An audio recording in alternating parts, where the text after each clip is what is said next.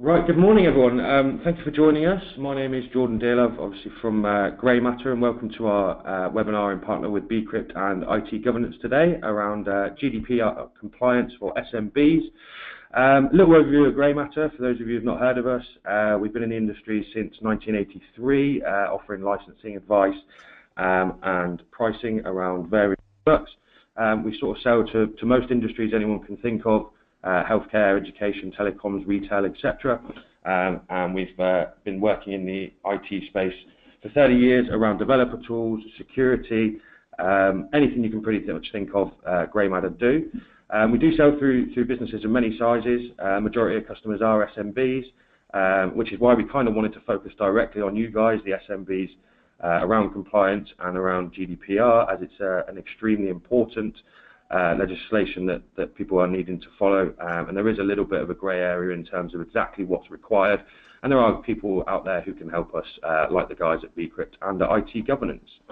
So Grey Matter, we are proud to announce that we are now a platinum partner for Becrypt. It means that we've done extensive research and certifications into gaining a deep knowledge into the product, and working very, very closely with the guys at Becrypt themselves, both the sales team and the technical experts. Along with Becrypt and IT Governance, Grey Matter really want to make sure that our clients are comfortable with the GDPR regulations that are coming into place, and can use us as a resource to help get your house in order, as it were. So I'm now going to pass you over to Chris Cassell from Becrypt, who's going to chat a little bit more about the solutions that Becrypt offer and how they can fit in with your GDPR compliance regulations.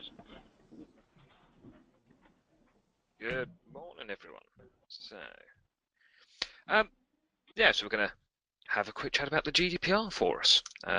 So what we're going to cover is a summary of what GDPR is, overview, who it affects and its benefits and consequences, what this change in legislation is going to mean for you, and what you need to do as first steps into fixing this, and how, as Becrypt, we can help you with some of those problems.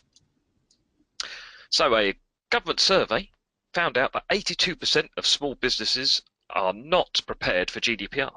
And frankly, the other 18% are probably fibbing, as they may not be as prepared as they think they are, as the changes are quite a lot more advanced than a lot of people think. So what is GDPR? Well, it's the result of an update to what was the Data Protection Act, effectively. Lots of countries had their own independent data protection acts, and the European Union decided to come together to actually try and modernise them, bring them together into a way that will actually make them more relevant to the modern world. So it will be implemented, basically, pretty much near 1 year today. And it will be superseding all of the EU countries' data protection legislation they've had previously. It is an EU legislation, but if you're in the UK, it will still be written into law before Brexit occurs, and it will still matter anyway. Even America, it happens in America and South Africa, wherever you want to be. It's a law that governs data about the UK, the EU citizen. It's not, so no country has to sign up to it. If you hold data on EU citizens, it will apply to everybody. So there is no getting around that. And it's part of the idea of it is that it introduces much more punitive measures to actually try and force people into taking it a bit more seriously. The Data Protection Act has been regarded as a bit of a weak source solution, where people have written off a lot of the damage that's occurred previously. So larger institutions, banks, insurance companies, if they've had breaches, have just paid people off to get rid of lawsuits, and it's not really stung them. Nowadays, fines and legal sanctions are much, much stronger under the GDPR to actually try and force organisations to really look at it and take it as part of their practice, as opposed to just something they need to pay lip service to as a tick box exercise. Okay. So, what things do you need to think about? There's a very large amount of legislation and rulings in GDPR, so what we've tried to do is cut it down to some of the highlight ones which we think are the priority points that people should be looking at. Hopefully, everyone's already started down this journey and started looking at GDPR and how it can work for them. But we've gone over some of these interesting parts. Data classification. How has data classification changed under GDPR as opposed to the Data Protection Acts? And it has changed quite a bit. And how does it affect you? You may find, as we go through this, that data you never needed to worry about before is now actually a lot more relevant and actually falls onto the trap of specialized personal data. Data processor responsibilities. So most small medium businesses probably integral part of other people's business processes. So you're not actually holding customer data in massive amounts, but if you're processing it, if you're doing things that help other businesses work with their customers or do data analysis for them, you actually become a data processor, and that makes you just as responsible as the data owners. We'll come on to that later. And about encryption and pseudonymization, you need new teeth to say that one effectively, and how we can help you fulfill some of the technical requirements that are very strongly recommended in GDPR. So first of all, we shall hit up data classification. So GDPR has redefined personal data, and it's actually introduced a lot more categories. It's basically designed to try and modernize the concept of what personal data is as relates to technology. The old Data Protection Act was built around phone technologies and written records, realistically speaking. The GDPR is trying to bring that into the modern world where we're talking about mobile phones, tablets, computers, networking-based technologies, ideas where data which nobody really thought was important before has actually become a lot more sensitive and has become something that criminals try and leverage. So it needs to be looked into. And the biggest change you'll find is actually the specialized personal data. One thing that's interesting is because this has been worked over the last 4 years, it's kept up with some of the modern technologies, but Internet of Things technology, smart meters, wearables, smart watches and that sort of thing, there are certain things about them which aren't covered by this legislation. So we're expecting, honestly, there to be changes down the road as they start to realise that they've missed some gaps.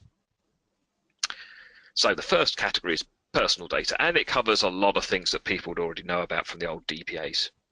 Email addresses, phone numbers, physical addresses, any sort of personally identifiable numbers, like in the UK that might be your national insurance number, which is assigned to a person from birth and travels with them. Person's name, photos of them. But also nowadays we're talking about things like cookie strings. So when you go to a website and it does cookies to track you, those identify you personally, especially as they link to your IP address. Those have now both become personally identifiable information and are protected. So if you store people's IP addresses without their permission, you're in breach of GDPR, and as such you are liable to fine or punishment. And that cookie strings and IP addresses should be something that really makes people pick up and wake up, because that's information that lots of businesses connect without permission at the moment, and it needs to now come under permission that is given clearly. And then we go into specialized data, which is a new field which is very, very broad. Criminal offences, their economic status, the sexual orientation of someone, even their sex life, whether they're a member of a trade union. Social identity is an incredibly broad category which is very poorly defined. So we're talking about what their social media presence is, who they present themselves as. Do they have virtual names they present themselves as in the communities of the internet? And if so, those are as covered as their real identities if they would lead to them data being associated with them. It's really very broad, and people need to understand that there's massive amounts of data that now fall under this. So, why do we care? Well, because it comes down to the fact that you need to know what sort of data you're holding, how it's categorized, and what protections you need to put into place. So what the biggest changes that a lot of companies, large and small, especially SMBs, need to do is look at their data and realize what they used to take for granted as freely shareable data now actually falls under one of those two categories of personal or specialized personal data. You need to be able to go through all the information you hold about people and categorize it so you know what protections you need. Then you need to start looking at how you are using this data, because suddenly you could use some of that data that's previously looked at to market to people, but now unless you have explicit permission from them that they want you to use that data for marketing purposes, you're now in breach of the law as soon as GDPR comes in. If they haven't said that They want a document that you think is relevant to their economic status, like credit card advertising, for example. You might advertise a certain credit card to someone because it's got a higher chance of being accepted if they're of a lower wage bracket. That suddenly becomes illegal unless you have got their clear, implicit permission to target that at them. So how you are using data which is previously covered suddenly becomes very, very vital. And you need to use the appropriate tools to categorize that data. There are various organizations out there that can help with data classification, and Grey Matter will be able to help you, guide you through that, in that direction. Data processors. A lot of the rules change nowadays down to data processing. So before, the owner of a data handler, was subject to DPA, the Data Protection Act controls. Now, if you process data for anyone, and that is any person who processes data on behalf of the data controller, is just as liable. So if I was taking data from a company and performing marketing analysis on it, if my company gets breached, I am as liable for the punishment from GDPR as the person that sent me that data to process, and they are no longer responsible for it while it's in my care. So anyone who works with that data needs to understand that when they are looking at that data, when they're actually processing it, they need to have exactly the same level of control as the people that sent it to them, as it then becomes their responsibility. So small HR firms who do outsourced HR, outsourced IT companies, they need to have exactly the same level of controls as the people they are working for, as that data control comes to them as well. So what does that do to us? Well, it has direct legal obligations. The processor, as I said, is just as liable. And although data processors have the responsibility to handle personal data securely, it's actually the data controller's duty to check that the processor can do that. So if a data controller, the owner of said data, hasn't actually done their due diligence and checked that their processor will treat it appropriately, then they're still in trouble as well for not doing that due diligence and proving that the company is going to do the job.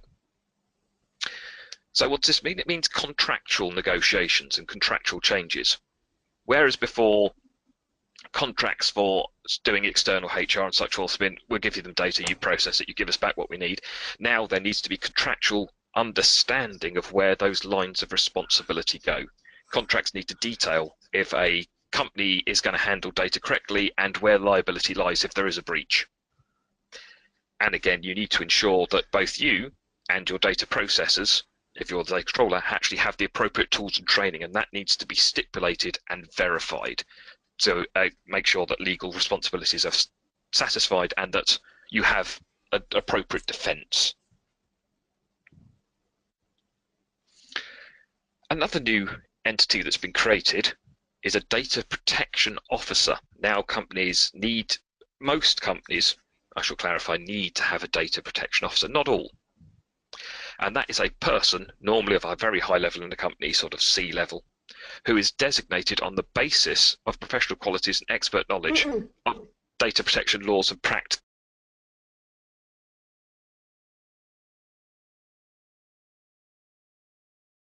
And they are designed to report to the highest levels, such as C level, so that they will report directly to a COO or a CEO, and provide guidance about the legalities and practices. They don't need to talk about how you technically follow the GDPR rules. What they are is to provide overviews that the company's taking it seriously and is approaching it in the right way. They also have monitoring compliance. They need to make sure that the company is looking at what they're doing over constantly and are checking they're actually following the rules, and that they can prove that. So if the governing authority comes up to you and asks you, are you taking this seriously? Are you doing the appropriate steps to protect you? You need to be able to provide evidence and documented evidence that you can do that. So what about small medium businesses? Do you really need to get an additional headcount in, which is very expensive, that reports directly to the highest level? That would be painful. Well, not necessarily. There are certain restrictions where this is no longer needed. So you need to look at the data that you're processing and assess whether you need a DPO. You will need a data protection officer if the processing is carried out by a public authority or body. So if you actually outsource your data to, say, the police or a other government body to do some of your processing, and this can be like if you're doing background checks on HR, then you will need a DPO because you're interfacing with data at that level. Or if the controller or processor's core activities involves regular and systematic monitoring of data of subjects on a large scale. So that's an incredibly vague statement, and there's never been particular clarity about it, but it's generally regarded that a large scale is if you are primarily a data processor. So if your company is based around the concept of processing other people's data as a day-to-day function, then you'll need a data protection officer. Even if you're not actually obliged to appoint a DPO, you will still need someone in the organisation to take the role as a concept, because you're obviously going to need someone to make sure that you are following the rules. It may not be a specific extra DPO, but someone will still need to be looking at the legalities and practices to keep you ahead of the game. So, key considerations. You need to do some data analysis to work out what type of sensitive data you're carrying now that you didn't realise you were carrying before. Now the categories have changed, and take steps to identify what you're doing with it and where it's held, as you need to know your data boundaries for GDPR very explicitly. You need to identify someone in the organisation who is either going to be an official DPO, and thus with the regulatory concerns that comes with, or someone in the organisation is going to still take on the sort of duties of making sure you're compliant. And you need training. Now that's training for everyone. That's training for your staff who handle data. That's training for your IT staff who protect that data. That's training for a DPO or other person, and training at the C level so they understand why this is important. There's a lot of training burden. A lot of the GDPR controls are actually much wider than technology. There's lots of processes and practical things that need to be taken on, and you need to be trained in these to get ahead of the game. Now, there is one section which does talk about actual technical controls. A lot of it is processes, but technically, the controller or processor should evaluate the risks inherent in processing data and implement measures to mitigate those risks, such as encryption or pseudonymization. So basically what they're saying is it should look at technical controls for your most sensitive data. And that's important because if you follow the guidelines, obviously, your risk becomes down, and if you prove that you're doing your due diligence, then your odds of suffering the most significant risks diminishes. Part of the fun of GDPR, certainly, is that it's actually a requirement to notify people affected by a breach within 72 hours of having that, of detecting that breach. This requires a lot more agility than previously. We've had breaches in the past from large organisations who have notified people 6 months, 2 years after they've actually detected the breach, and they've only just got around to actually telling people. Nowadays, to actually be compliant, the minute after you've detected the breach, you have 72 hours to investigate, and then you need to start notifying people. That's going to be a significant thing. Considerations on the technical side is you actually need to have a process of notifying people, which is ironic because you need to have personally identifiable information like someone's email address or phone number to warn them if other of their data has been breached. So you need to gather, in some cases, more data than you would actually have previously held, on the basis that you then might need to actually contact them. And of course that data is then PII and needs protecting in the same way. And the reputational damage risk, of course, of having to inform people that you've been breached is problematic for some organisations. Everyone's on the level playing field with this now. Everyone has to do the breach notifications, but if it's not handled carefully and correctly, it could cause reputational damage. So you need to make sure that you're in a position to investigate quickly and efficiently to actually come out with a good message in that 72 hours of what you don't want to just say, we've been breached, we've got no idea about why. Having some sort of story about why it's happened and how you're going to deal with it obviously is going to be a lot better for the reputational damage than otherwise. And failure to notify is actually one of the brackets of the highest fines of GDPR. So people who choose not to do it because of the reputational potential damage will find themselves on the receiving end of potentially a 4% global turnover or €20 million fine, whichever is highest. So it is going to be strongly enforced. However, Article 34 does actually give you a little bit of a get-out clause, and this is where hopefully Becrypt will be able to help you. If you've implemented appropriate technical protective measures of data, if that data is lost and will still not be readable by targets, such as it being encrypted, you don't have to notify because it's not a breach at that point. Because the data hasn't been breached because it's protected. So if you've implemented sufficient technical security to anonymize or protect that data, you do not necessarily have to inform of the breach because it's not regarded as a breach at that point. So you have to be able to protect the data and prove you've protected the data, and then you can actually avoid that 72-hour window, which is very useful. And obviously you avoid the reputational damage of having to go public with the fact that you were breached. So the appropriate technical controls can actually avoid the reputational damage of breach. They show that you're doing best practice, and they give you a protection from the failure to notify, because a lot of people are going to have trouble notifying in 72 hours. But if you don't need to, because you've done that protection, then you're out of that hot water pretty quickly. So how could Becrypt help you? Well, Becrypt have a very strong pedigree in data security at the endpoint. We're trusted both in government and commercial. We're trusted by almost 90% of the central government use us. Police forces, the defence industry uses us as well. But we're also used in financials, legal organisations, people who have already taken to heart that their data they hold is very, very sensitive and needs that protection. So Becrypt has three branches of things we do. The one I'm going to primarily talk to you about is data protection. We also do trusted platforms and cyber services, but they'll be of less interest in GDPR at the moment. So the data protection suite, which is what we're here to offer you as a possible assistance today, consists of three different products. So there's disk encryption, port control, and media encryption. So disk encryption protects all the data that's held on a device. So if you are working on a laptop and you've got some sensitive data on that laptop, all of that data will be encrypted. And as I touched on earlier, if that laptop was then lost, it's not a breach of GDPR.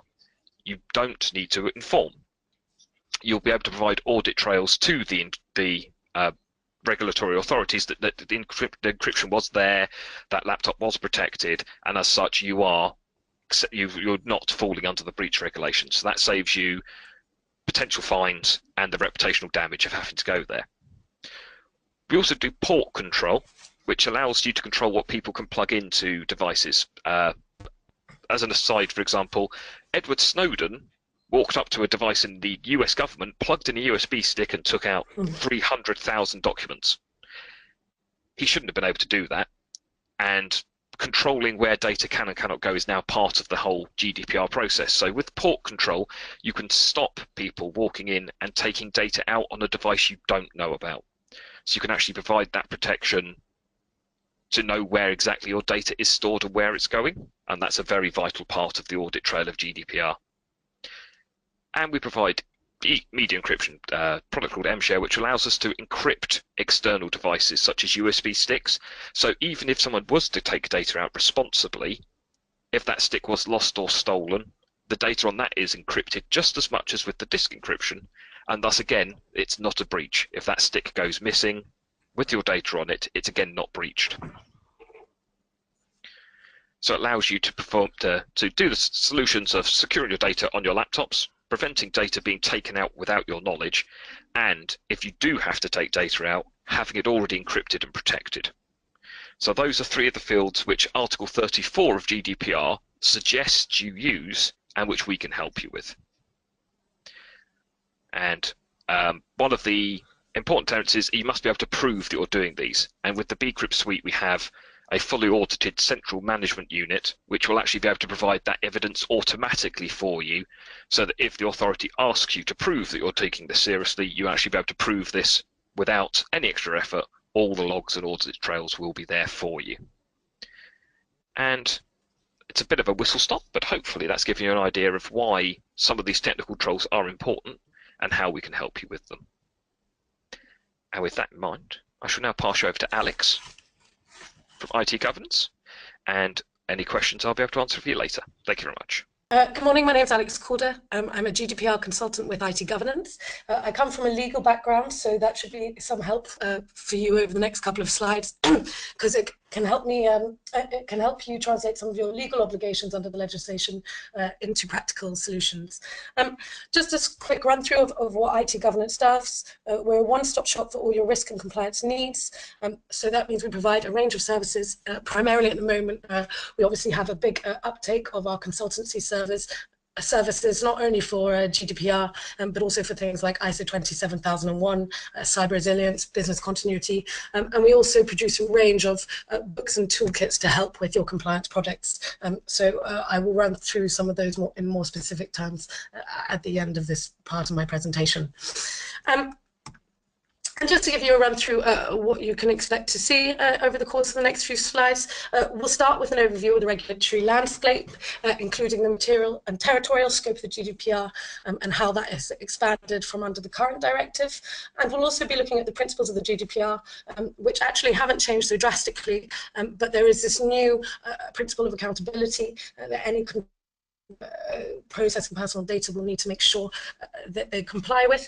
And then we'll start looking at some of the changes to breach notification that Chris touched on, and how in certain circumstances you now have a mandatory obligation to notify authorities or data subjects when your systems have been breached, as well as what obligations are controllers and processors to respect the rights of the data subjects, and particularly with a view to the new high-level consent that is advanced underneath the GDPR.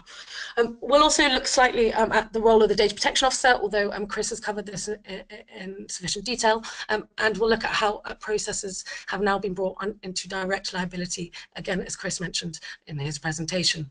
And finally, we'll look at what the mechanisms are for you to send information outside of the European Economic Area, and how the enforcement regime will work to facilitate the objectives of the General Data Protection Regulation. And I'm going to walk you through an overview of the GDPR model. I'll just build it up first on the slide, and then I'm going to talk you through it. Okay, so an overview of the GDPR model looks a little like this slide here. These are the key terms of the GDPR, and I'm sure you'll have familiarity with some of them already. But starting on the right-hand side of the screen with the data subject. The data subjects are individuals which are defined in the GDPR as natural persons, and they typically give their personal information to a data controller. The data controller is any organization or individual that determines the manner and purposes of the processing. The controller obviously has duties in respect to the data subject, and under the GDPR, the data controller needs to make sure not only that they process in a manner so as to respect the rights of the data subject, but also that they inform the data subject of their rights, and also how they can exercise those rights in regards to the personal data that the controller is processing. And as we all know, today it's extremely common practice for data controllers to outsource some of their processing, if not all. And if they do so, then that data would be deemed as going to a data processor. So a data processor is any individual or organization that processes personal information in accordance with the controller's instructions. And these would typically be agreed and documented in some kind of processing agreement or service level agreement between the processor and controller. What you'll notice from those definitions of processor and controller is that Since the definitions are based on what activity is being carried out by the organisation, it's therefore possible for the same organisation to be a controller in respect of some of its processing operations and a processor in respect of others. If you would consider, for example, a cloud SaaS provider that, say, performs analysis on its clients' marketing data, which its clients then use to improve their marketing strategies. With regard to their core client services, therefore, the cloud SaaS provider is a processor, because it's the client who provides them with the marketing information, tells them what to do with that information, and tells them for what purposes they want them to process that information.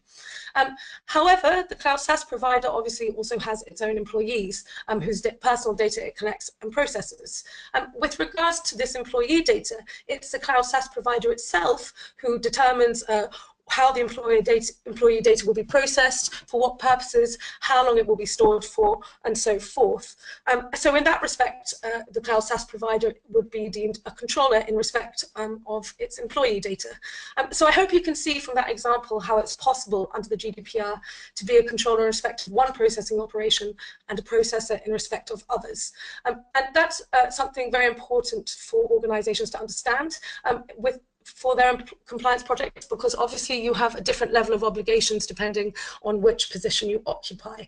And it's important, therefore, for you to start your compliance project in part by identifying what your processing operations are that involve personal data, and then determine whether it's you who determines the means and purpose of the processing, or whether that's something that you're instructed to do by another individual or organization, and then determine your obligations accordingly. There's obviously a requirement on data controllers who are outsourcing to data processors to only use, to ensure that the processors they outsource to process information in a secure manner, and that therefore there are appropriate technical and organizational controls in place, perhaps something similar to what you would implement in your own organization, and that guarantee the security of the personal data regardless of whether it is in transit or at rest. Third countries, which you can see in the bottom left-hand side of the screen. Third countries are any countries that are outside of the European Economic Area. So any country inside the European Economic Area, you're allowed to transfer personal information to without using further mechanisms. But if you want to transfer information outside the European Economic Area, so if you want to send information to America, to Australia, to China, for example, then you must ensure that you're relying on one of the mechanisms outlined in the GDPR. And there's four key options that you have to choose from. I'll look at that a little bit later in my part of the presentation. And then third parties, which is listed there on the right-hand side of the screen. A third party is anyone who is not a controller, processor, or data subject themselves. Commonly, that might be someone like a solicitor, an accountant, anyone working on behalf of the data subject or data controller processing personal data on their behalf. Obviously, that means that because of how a third party is defined, that a third party can also simultaneously be classified as a data processor.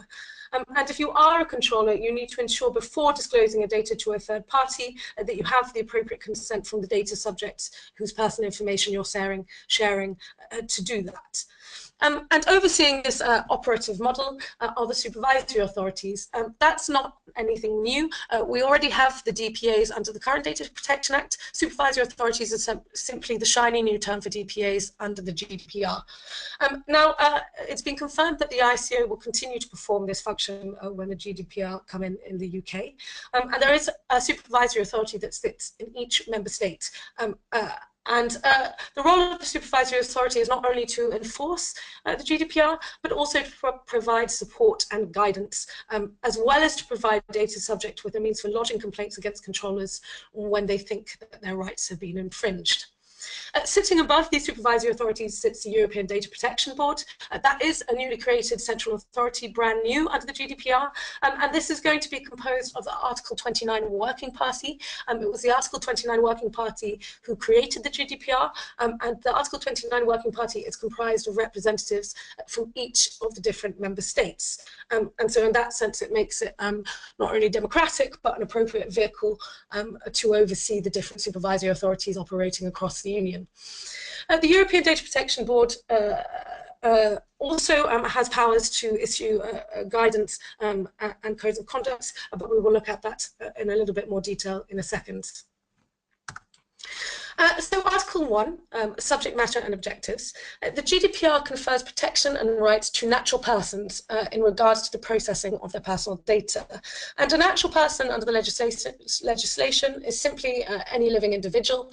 And that means, of course, that once a living individual has died, their rights to privacy under the regulation cease to exist. The exception to that, of course, might be where a deceased person's estate constitutes the personal data of a living person, such as a sole beneficiary. In that instance, it may well be that the right to privacy continues, but otherwise speaking, the dead's their rights to privacy don't continue when they have passed. And then Article 2, this sets out a material scope.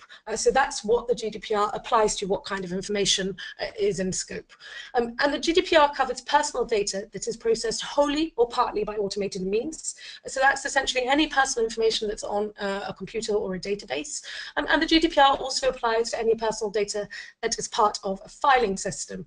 So that includes any application forms that are intended to be uploaded to a database, and of course, hard copy documents containing personal information. Out of material scope is personal data that is used in any activity falling outside of EU competence. So that might be information used in border checks, in asylum and immigration status, and also any personal data that is used for purely personal activity. So for example, if you have a spreadsheet at home listing the details of your cleaner and your gardener, that won't be within the scope of the GDPR. Additionally, data that is used for the purposes of crime prevention also lies outside the scope of the GDPR. That's for obvious reasons. I'm sure you can imagine that if the police were trying to track down a gunman and had to share his location data with the authorities in order to catch him, it would be fairly counterintuitive to their purposes if they first had to contact the gunman and get his consent for sharing his location data in order to track him down. And then Article 3, this sets up the territorial scope of the GDPR. And as you'll notice, this is fairly broad, and it has expanded quite significantly from under the directive. And it applies to controllers and processors whose main establishment, so that's usually the headquarters of a company, is located inside the European Union, irrespective of where the processing activity itself takes place. That means, of course, that a controller established in the EU that outsources its processing to India, China, America, they're not going to escape the remit of the GDPR just because they've sent the processing activity itself outside the geographical boundaries of the Union. The regulations also apply to any processing activities that relate to goods or services being targeted at individuals inside the EU, irrespective of where the payment is required. So that means that things like marketing and data sharing are just as in scope of GDPR as things like direct sales. And processing activities which monitor data subjects' behaviour within the EU, these are also within the remit of the GDPR. So that means any organisations, as Chris pointed out, using cookies to target individuals, for example, or doing any kind of profiling, they're going to have to review their grounds for doing so. And Article 79 sets out the right to an effective judicial remedy against a controller or processor. In this case, you have the right to seek a judicial remedy where your rights have been infringed by the processing of your personal data.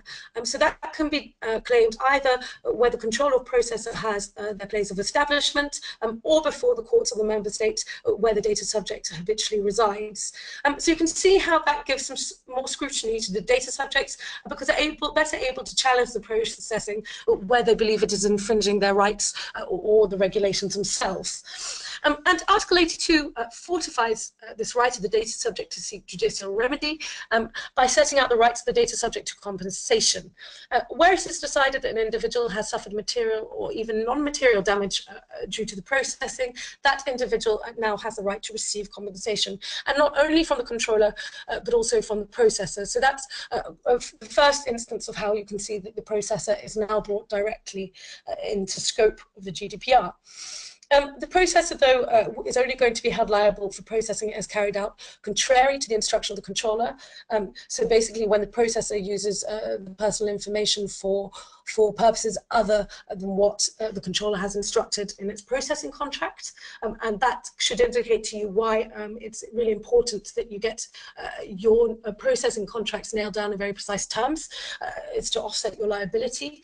And there's also a joint and several liability clause under the regulation, which ensures effective compensation, as well as a clawback provision that enables the party that's liable to claw back some of the compensation that may be paid out by either the processor or controller, and that would be determined on the basis of the degree of fault found in the investigation. So yeah, because of these things, it's obviously very important for both controllers and processors to nail down with complete certainty and complete precision the contract or service level agreement that you have in place between you, because the more tightly you define the contract, the better place you are to limit your liability, essentially. If you can, if a controller if a complaint is made that a processor is processing contrary to the instructions of the controller, it needs to be very clearly stated in that service level of agreement what precisely the controller was soliciting the process to do. If it's not tightly enough defined, if that clause is ambiguous, that complaint might not hold any weight as against the processor, and the liability would be pinned on the controller in that instance. And perhaps the most currently talked about part of the GDPR at the moment are these newly introduced astronomical fines, and that's comprised of a two-tier structure. And the fines are supposed to be effective, proportionate, and dissuasive. Helpfully, how effective, proportionate, and dissuasive will be applied remains to be seen. That will come out more in the case law as the different cases are brought to the supervisory authorities, and we have precedents emerging from the courts. But you shouldn't assume that just because you're a smaller or medium-sized organisation that you will avoid the higher level of fines just because it would be detrimental to your business. If you're found to be grievously infringing the regulations, the size of your business will not act as a buffer of immunity to those debilitating fines. Administrative fines, though, are not the only things that can be administered in terms of discipline or in terms of response to non-conformance with GDPR. Supervisory authorities also have the ability to issue warnings or reprimands, or indeed to order controllers and processors to comply with requests made by the data subjects, as well as to order an organisation to communicate a personal data breach directly to the data subject. When determining what level of fine to impose, and I think Chris touched on this, the supervisory authorities would also give consideration to things like the nature, gravity, and duration of the breach, whether the organisation has been intentionally or deliberately infringing the GDPR, or indeed whether it's simply been negligent in their obligations under the regulation. And supervisory authorities will also have to factor in technical and organisational measures implemented by the controller or processor to mitigate their data protection and information security risks. And it's interesting at this point to look at the approach that Elizabeth Denham has outlined in her January address to the Institute of Chartered Accountants in England and Wales in January. Elizabeth Denham is the ICO. And what she confirmed in the speech is that where specific requests or complaints are brought to the ICO is not going to only examine that particular complaint or request in the organisation being complained of, but would also investigate the entire framework of controls and measures that have been implemented by the controller or processor organisation to safeguard personal data. Generally speaking, where controllers or processors are able to demonstrate that they've put data protection at the heart of their systems and organisational cultures, they should be able to escape the sharper teeth of the GDPR. Therefore, taking a minimal compliance approach is not a sensible method for avoiding trouble under the new legislation. And you really need to think of this in the same way, essentially, as health and safety legislation. However many years ago it was, companies used to take a bare minimum approach to health and safety, and now it's gone right to the heart of organisational culture. And this is the same trajectory that's happening for data protection, and that's really how you need to view it. Another significant change in the GDPR is the mandatory breach notification that Chris touched on in his presentation. Under the directive, it was simply good practice. It was simply a principle that you had to report breaches. Now, in certain situations, it has become mandatory. A personal data breach simply means a breach of security, which leads to the accidental or unlawful destruction, loss, alteration, unauthorized disclosure of, or access to personal data transmitted, stored, or otherwise processed. Where a processor becomes aware of a breach, they are obliged to notify the controller of the breach without undue delay. Undue delay, I accept, is an unhelpfully vague term, and I think the Working Party 29 has confirmed that they will be producing more guidance on their website as to precisely what undue delay means. But as Chris mentioned, wherever possible, breaches need to be reported within 72 hours, and that the clock in that 72 hours starts ticking from the moment that the organisation becomes aware of the breach. So processors need to notify all breaches to the controller. Controllers only need to notify breaches to the supervisory authority when that breach is likely to pose a risk to the rights and freedoms of the data subject. And as Chris mentioned, the way you can determine whether no risk has been posed subsequent to a breach is the information that has been breached has been suitably encrypted or pseudonymized, has been subject to some suitable level of control that renders it unintelligible, unreadable, makes it impossible for anything to be done with that personal information. One thing to note, of course, and I'm sure Chris is more of an expert on this than me, is that any old encryption will not suffice. The ICO has specific guidelines as to what level you need to encrypt to. I believe for something like pseudonymization, we currently don't have sufficient techniques for doing this securely, but it will be the same for pseudonymization when we do have those techniques available. You need to make sure you are encrypting or pseudonymizing to an appropriate level and to a level that is specified by the guidance of whichever supervisory authority you're dealing with. You also have, in certain situations, a mandatory obligation to notify the data subjects of a breach, and Chris mentioned that too. But this mandatory obligation to notify the data subjects only arises when there is a high risk to the rights and freedoms of the data subject. So when there's a risk posed to the rights and freedoms of the data subjects, you notify the authorities. When there's a high risk posed, then you need to notify the data subjects. Now, it's not extremely clear what the distinction is between risk and high risk, and I think it's maybe recital 60 in the regulation that says that, in fact, admits that the distinction is not so clear and that there needs to be more guidance produced on what that precise nuance is. But for the time being, you might consider that information which is part of the systems of another company that you've acquired, or that is part of a system or an initiative for which no risk assessment has been carried out, that the information there, if breached, is more likely to pose a high risk to the rights and freedoms of the data subjects. Similarly, if the information breached is one of the special categories, so for example, information about data subject sexuality, about their political beliefs. If that information is breached and hasn't been suitably protected, then you can assume that it's very likely that a high risk would be posed to the rights and freedoms of the data subjects, and you would need to notify them. If you are not sure about whether a breach that you've experienced is risk or high risk, can I advise you in that situation to just first notify the supervisory authority that you've had a breach, and then tell them you're not really sure whether it's a breach or high breach, sorry, a risk or high risk, and basically allow them to direct you as to whether you need to notify the data subjects or not.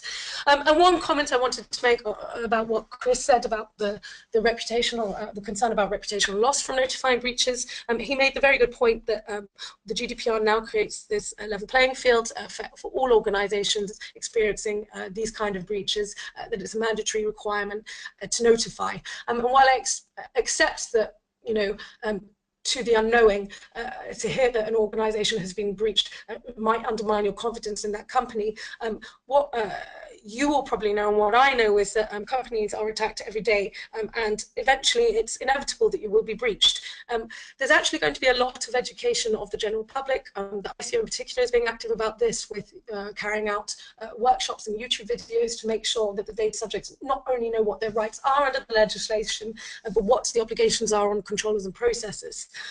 So I think one of the ways to look at that is, rather than viewing notifying breaches as a threat, potentially bringing reputational loss with it, is to view it as there's been now this level playing field set, and organisations are going to be very much brought into the public eye as to how well they manage their data protection. And organisations who do things well and in a compliant manner as they're supposed to, actually you should view that as giving you a competitive edge, and actually gaining the confidence of your customers, because there will be organisations who don't notify the breaches they're supposed to notify, and that will be unearthed and put into the public view. And then the organisations who do what they're supposed to, that will show them in a good light. So that's perhaps a better way for you to think about it. And just very quickly about the timeline for the GDPR, they're going to be enforced from the 25th of May 2018. That's 2 years after it was entered into force on the 24th of May 2016.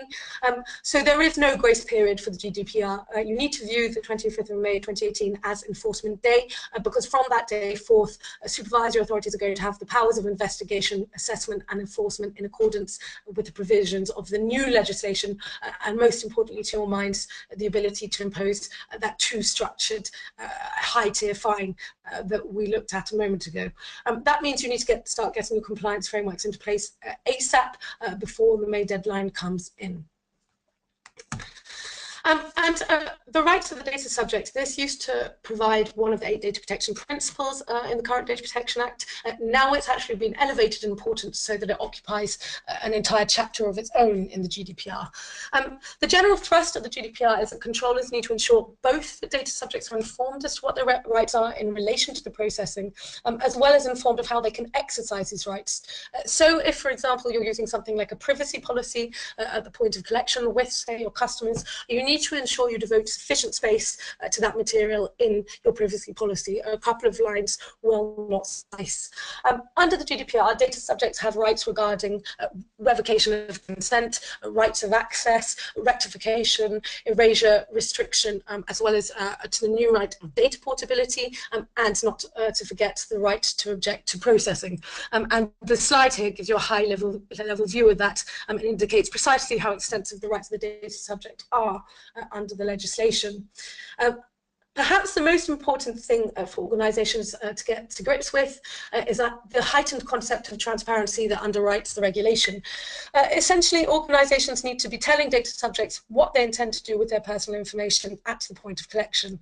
That means that retailers, for example, who ask customers in store for their email addresses in order to send them the receipt for their purchase, under the justification that it's all in a bid to make a greener planet, rather than using the paper for the receipts, but the retailers in fact are actually asking for these email addresses so that they can use them for marketing purposes. This is exactly the kind of practice that will not be allowed in the GDPR. It runs completely contrary to the key concept of transparency of processing.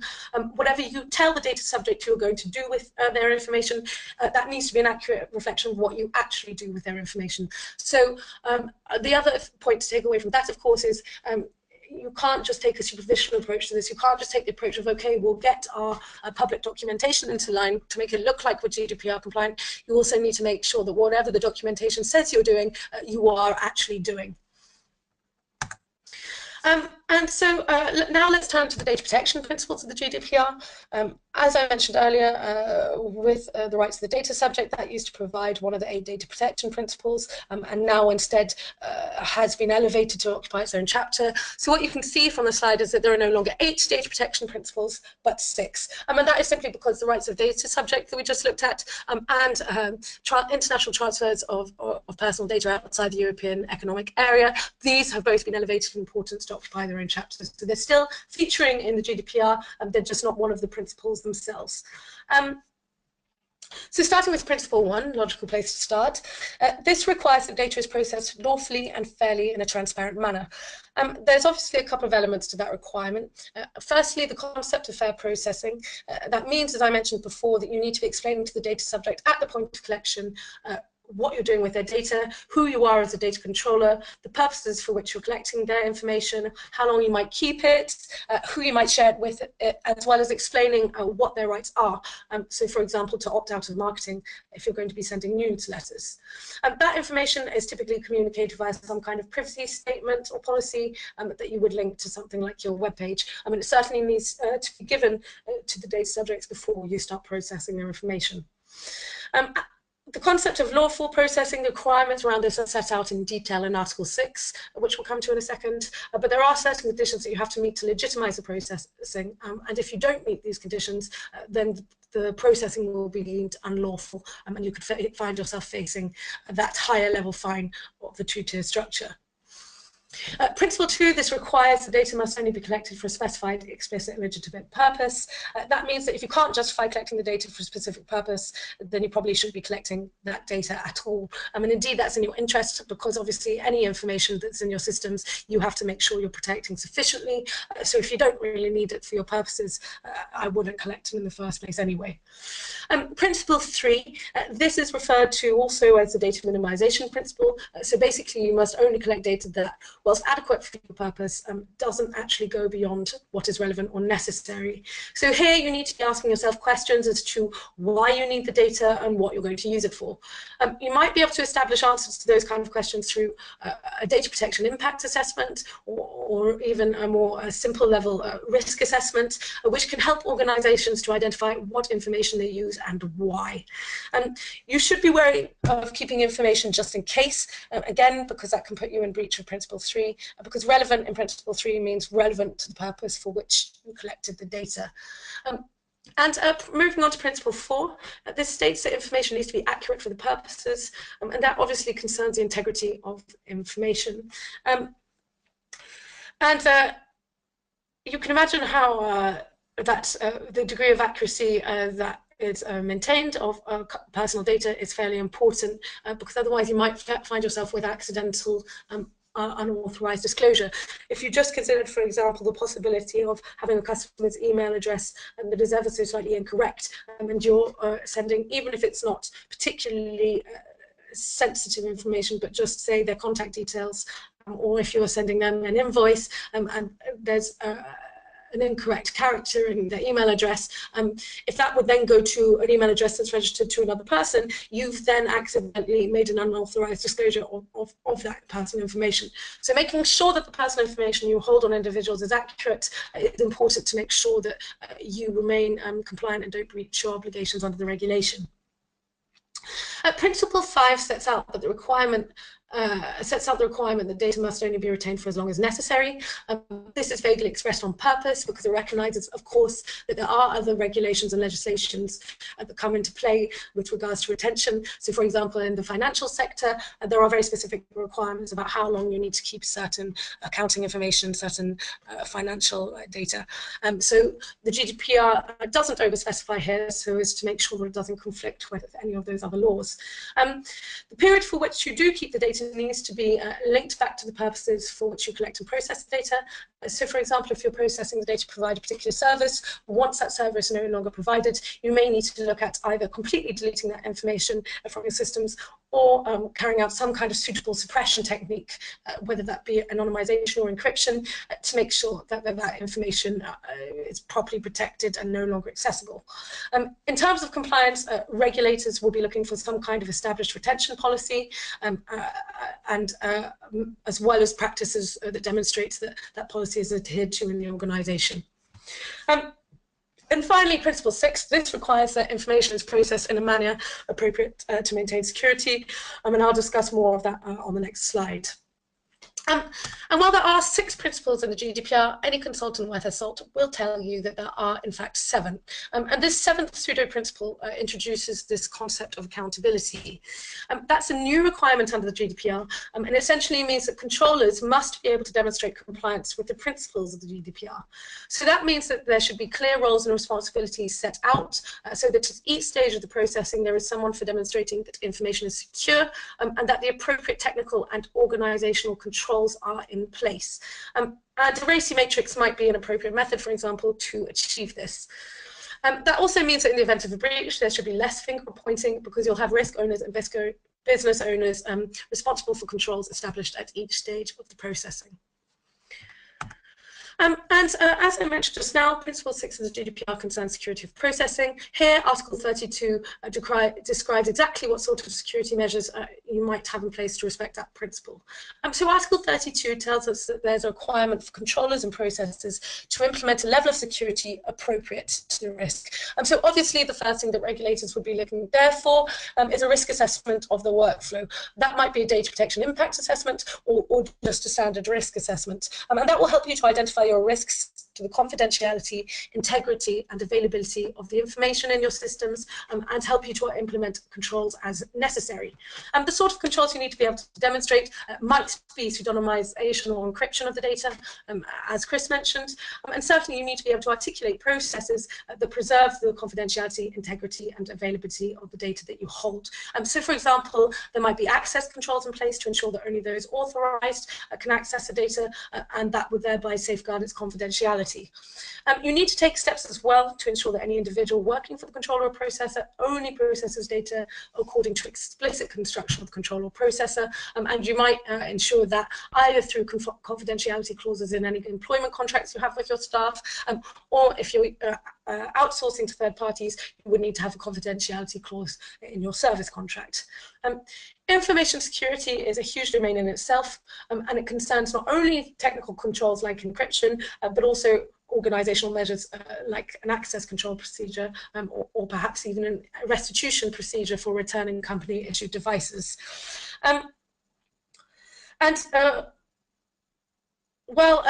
are a host of certifications that you might consider adapting, because this can help you to demonstrate your compliance with data protection and information security. So, for example, something like ISO 27001, which is a huge project, has an annex of 114 different technical and organizational controls that you select as appropriate to your organization, or you have something more basic like Cyber Essentials. What is critical, of course, is that whatever control framework you implement, and you really can implement whatever you want, because the GDPR is non-prescriptive. It simply tells you what your obligations are, but not necessarily how you have to carry out those obligations. But so whatever control framework you do implement to manage your information security risks, this must be subject to some kind of periodic review as well as periodic testing, so that you ensure its continued effectiveness as a management system for your information security risks. So we're going to turn quickly now to the enforcement structure of the GDPR. As I mentioned earlier, the supervisory authorities are simply the data protection authorities brought forward from under the Data Protection Act. And the GDPR outlines that the supervisory authorities are supposed to monitor application of the GDPR, as well as cooperate with the other supervisory authorities in other member states to ensure that this application is consistent throughout the Union. The member state shall also designate a lead supervisory authority if necessary. So, for example, that would concern places like Germany, which is a federation. A federation has different states, so it has several different supervisory authorities, and therefore in that case Germany would need to nominate one supervisory authority to act as the lead supervisory authority for Germany, and that lead supervisory authority would act in coordination with the other supervisory authorities of the other member states. That should help to ensure a degree of harmonization between the various supervisory authorities in one country. Similarly, you have the concept of a lead supervisory authority for multinational organizations, and that means that controller organizations who operate in several different member states only need to nominate one supervisory authority as their lead supervisory authority. And the effect of that is that organizations should only really be ever primarily dealing with one supervisory authority, which again should try and help this consistency objective. And Article 58 distinguishes three categories of power of the supervisory authorities, and these include investigative powers, so that's powers which enables the authorities to gather appropriate information or evidence, and that includes a right of access to the controllers or processors' premises, as well as extensive rights to access the personal data. Supervisory authorities also have corrective powers, and these permit the authorities impose administrative fines, as well as to order the suspensions of data flows to a third country. And finally, supervisory authorities also have authorization and advisory powers to develop and promote standards, codes of practice, and so forth. In addition to that, the authorities also have legal powers to enforce against organizations, so for example, to mandate them to stop processing. So from this presentation, you probably realize that there is a lot to do if you're going to avoid being reprimanded and fined for non-compliance after the GDPR are enforced on the 25th of May 2018. There are 9 key steps that IT governance has identified as a good starting point for your compliance framework. So these include establishing your governance framework, and that means you need to have buy-in from your senior management team, you need to have data protection procedures and policies established and followed throughout the company, and you need to ensure that there is sufficient training and awareness of what your data protection practices are, such that you have no vulnerabilities, or at least minimize those vulnerabilities of staff not really knowing what they're supposed to be doing in their practices when processing personal data. You also need to appoint and train a data protection officer if you fall within the mandatory requirements that Chris went through, or you might want to consider appointing a data protection officer or pseudo data protection officer to help you and manage your compliance project, even if you don't fall in that mandatory requirement. Creating data inventories that identify your processes, that identify what kinds of information you hold and where, that identifies who has access to the information. That's going to be an incredibly useful and critical tool for organizations which we establish in the beginning, not only because it'll be a useful tool to do things like respond to the subject access requests and in the newly reduced time frame, but also because it will allow you to get your compliance projects right, because it will allow you to identify what information you hold where. And that's the same goes for conducting some kind of data flow audit. That's something you can do yourself. Certainly, IT governance has just producing a data mapping toolkit at the moment to help organizations do themselves.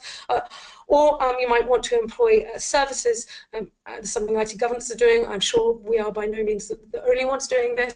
And you might want to conduct a gap analysis, which is essentially an audit or informal assessment of your current control framework for managing data protection and information security risks, to work out what you're doing right and what you need to be doing and need to start doing in order to be in compliance with the requirements under the GDPR. You also, one of the big things, of course, is training and awareness of staff, and you can achieve that either through an e-learning or internal training function, but you could also do things like send staff who are working very closely with personal data and who need perhaps more specialized training on an external training course. IT governance certainly offers a 1-day accredited foundation GDPR training course, as well as a 4-day accredited practitioner course that ends with a certification for both. And as I mentioned earlier, we also provide a range of services such as gap analysis. I think we've just produced a toolkit which enables companies to carry out their own gap analysis if they don't want to be employing the services of a consultancy company, that might be more appropriate for the smaller businesses with fewer resources. As well as data flow audit, because understanding where your information is really going to be critical to you getting your compliance projects right. So if you have any questions, please do send them in the chat function. That should state ak@itgovernance.co.uk if you have any questions that you want to send to me direct. And please do get in touch with us if we can be of any assistance. Thanks everyone for attending. We're very, very keen to help our customers through the process of getting compliant for GDPR. And obviously, if you have any questions for either Alex at IT Governance, feel free to contact Alex direct or come to us and we can kind of play middleman. But certainly if you've got any questions around Becrypt, the email address on screen or the telephone number, please do get in touch and we'll assist where we can. We are your one-stop shop for everything GDPR, I guess, is what we're trying to put across here, in that we're working closely with Becrypt and obviously the likes of IT governance and people like that. So do get in touch as and when this is something you're looking at, which should hopefully be fairly soon. 12 months is not a long time at all to get yourselves into gear. So thanks everyone for attending. Alex and Chris, thank you very, very much for that today. That was excellent. We hope you find it useful, guys, and we'll hopefully hear from everybody soon. Everyone have a good day. Thank you very much.